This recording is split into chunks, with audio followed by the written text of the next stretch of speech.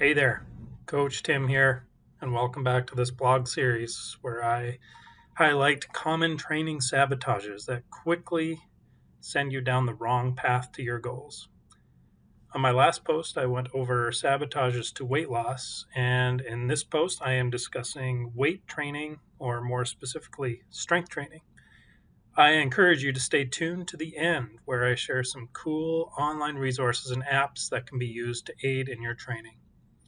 And again, considering the depth of subject matter, it is impossible to hit on all of the aspects of strength training in a 10-ish minute long segment such as this. But there are definitely some perspectives and truths that will keep you on the right path. I'd like to use the analogy of driving. There are countless roads you can take to get to a multitude of destinations, but it's worth discussing the curbs, warning signs, and false off ramps that can throw you off course. So let's dive in. So, you want to get strong and maybe build muscle. Sounds great. But there are so many strength training methods with countless variations and programming parameters. It seems daunting to try and choose what direction to go and who or what to listen to. Couple that with our personal differences like genetic makeup, available time, and on and on and on. In last week's topic on weight loss, I drove home the fact that optimal strength training is inherently incompatible with weight loss in trying to achieve significant results for the time and effort spent on training. And given the variations of strength training, can you imagine how convoluted and frustrated you would get with a program that tries to incorporate both of those competing factors? So now that we have that concept straight, your what next becomes a little more clear and it eliminates a ton of programming possibilities that involve weight loss. Remember, we have to choose a primary goal type, weight loss or strengthening, typically speaking, and have all of your training funnel towards that goal. So I'm going to lead you down a selection process by reflecting on your why. That brings me to my first sabotage. Sabotage 1. Strength goals are too vague and or based on the wrong foundation. Those two things sound like they are separate sabotages, but I think they go hand in hand because when you factor in your why, the goal can change drastically. Strength goals can be funneled into three primary categories as part of a rehabilitation or injury prevention program, which exhibits a dynamic and specific target, has real life application, and the goal is recover from injury or improve quality of life. Second, it can go into aesthetics,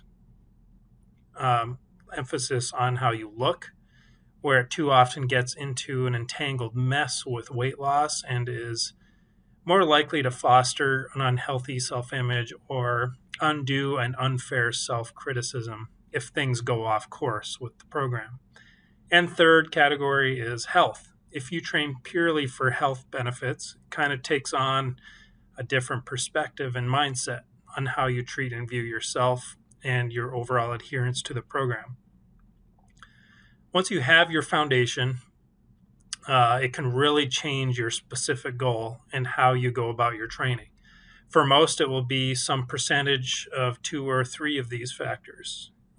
So identifying this can help you put it in the right mindset to coming up with a specific goal that is measurable and has a time frame.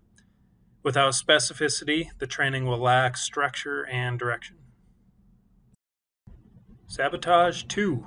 Omitting the big four dynamic compound lifts of the squat, deadlift, upper body press, usually in the form of bench or dumbbell press, and upper body pull, like a pull up, cable pull down, seated row, etc. Just to clarify, a compound exercise is one that involves moving multiple joints and muscle groups through a full range of motion. So each of these is an example of a compound exercise. It incorporates a lot of muscle and leverage. But everyone should be able to do some form of these exercises with proper technique and stabilization. Yup, even you. All of my clients, no matter who they are, will be able to perform at least a form of these lifts proficiently and confidently. It's that important. We'll get into why on the next slide, but if you don't have these or a derivative of these somewhere in your strength program, you're already missing out and behind the eight ball. In terms of specific goals, if that helps to get you perspective on where to go, it's usually in terms of being able to perform one rep of the following in terms of your body weight. For bench press, it's 75 to 100% body weight. You should be able to lift something off the ground, i.e. a deadlift, one to 1.5 times your body weight. An overhead press with a bar should be around 60 to 80% of your body weight. You should be able to perform 10 to 20 strict push-ups. And for the pull, you should be able to perform one unassisted pull-up. For the back squat, we're looking at about 75 to 125% of your body weight. So that gives you some perspective and a starting point if you're looking for one. If this sounds daunting or impossible, I would encourage you to rethink that and to seek out coaching so you're comfortable with each lift. Sabotage 3, gray area in your programming. And I mean this in terms of sets, reps, and rest time. Remember, I'm talking about strength here, strictly, not necessarily muscle growth. I'll get into that in a little bit as well, that distinction. But true strength training emphasizes sets of lower reps, 4 to 8 reps, over sets of higher reps, which is 9 to 15 plus. This is because lower rep ranges allow you to move the most weight, which is the fastest and most effective way to gain strength. You'll get the same hypertrophy or muscle growth benefit, but the strength benefit is also there because I think a lot of people don't understand that strength and size, while they're related, they're not exactly the same. You can get stronger without getting bigger, and vice versa. You can also get bigger without necessarily getting stronger. At least I would say in terms of a brute force, 1 rep max type thing. But going back to the compound exercise from the previous slide, these types of exercises lend themselves best to moving heavy weights for low reps. This low rep range leads to higher mechanical tension and muscle damage and less cellular fatigue. Also, it manipulates the concept of oxygen debt to your advantage. You ever notice that you can exercise really hard, think a sprint for a short amount of time, like up to 20 seconds, before you really get hit hard by fatigue? That's oxygen debt at play. The ability to lift a lot of weight in that initial 20 seconds, 4 to 8 reps can be done in under 20 seconds. That goes a long way to strengthening and muscle building. One last point about the 4 to 8 rep range. It provides a unique window that ushers in both strength training and muscle growth. So muscle growth can occur at any rep range. You can do 20 reps of an exercise and incur muscle growth, provided you push the muscle hard enough to its upper limits. So the 10, the 15, the 20 rep sets can stimulate muscle growth or hypertrophy, but it is extremely difficult and uncomfortable to push the muscles to that limit every set and to repeat that long term. So that's a benefit of the 4 to 8 rep range has over that, because it incurs both strength and hypertrophy. So that's plus it's just more efficient with your use of time. You're doing fewer reps and you're not feeling like you have to push yourself so hard. Second point there, strengthening prioritizes weight over reps and sets, I should say. This is because if you want to get stronger, the most important factor is increasing how much weight you lift over time. Eventually, you'll need to do more volume, like sets, reps, exercises, to keep the needle moving, but the focus should always be on pushing, pulling, and squatting more weight over time. They also relate to what scientists call the strength endurance continuum, which works like this.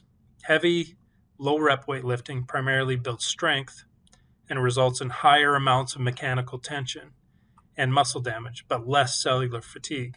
Lighter, higher rep weightlifting primarily increases muscle endurance and results in lower amounts of mechanical tension and muscle damage, but more cellular fatigue. There are benefits to both of those kinds of training, but if your goal is to get as strong as possible, you want to emphasize heavy, compound strength training in your workouts. In fact, if you want to achieve your genetic potential for muscle growth, you're going to have to prioritize strength training over more traditional bodybuilding workouts. That's not to say that higher reps have no place in your training plan, but they should usually play second fiddle to the heavy lifting. And finally, on rest, optimal rest will be 2.5 to 3 minutes between sets, with no exercise or anything worked in between. Just complete rest. The smaller single joint accessory lifts can abide by different rules and can be supersetted and have higher rep counts and all that with less rest. But during the dynamic lifts, you must have at least 2.5 to 3 minutes of rest between each set. More than 3 minutes, you risk stiffening up, tightening up. Less than 2.5 minutes, you're looking at muscle fatigue playing a role. So that 2.5 to 3 minute window is a real thing. Sabotage 4, not having a detailed plan laid out for each and every workout, i.e., you should be walking into the gym with a list of all warm-up exercises, lifts, weight, goal reps, all itemized and ready to record. By the end of your workout, you should know how to adjust the weight for the next session. But man, what a difference it makes when you know exactly what to do when you walk into the gym, rather than just counting on freestyling it based on memory. But besides not relying on memory, there is something really satisfying about writing down the result from each set. I highly recommend setting up some kind of spreadsheet with a macro layout at the very least of your program. That includes your goals written out, and itemized exercises for each workout, all just kind of laid out and organized. One thing I found on the web that is kind of cool, it's called exceltrainingdesigns.com. It has a lot of cool free advice on how to set up a basic strength tracking spreadsheet. So check that out, exceltrainingdesigns.com. For your home gym, I would recommend a whiteboard that you can write out your workout in an itemized way. They make them with a template, like a strength template that you can kind of fill in with your own stuff. Or like I do, I just have a blank board. Makes a huge difference. You just write out your workout and just check things off as you go. Makes a huge difference. And finally, there are some cool apps out there that help with tracking that I would recommend. Each have their kind of pros and cons, but they all have some cool features. These apps are Heavy Set, Strong, Fitbod, Stacked, JFit, and Workit. I think those are kind of considered the top apps for tracking your strength training. So check those tools out. There really is no excuse not to have a laid out plan and a means of tracking. It really does make a huge difference and well worth your time. If all of this sounds great to you, but you're still kind of unsure how to get started, we, of course, are standing by to help you. Please feel free to reach out for coaching, either to myself directly, or you can contact the fitness facility. You can see the email there, fitness.facility@amway.com. Just list out your background and preferred schedule, and we will hook you up with a time to sit down and chat, get things started. So until next time, keep your goals straight and stay on the right track. Bye for now.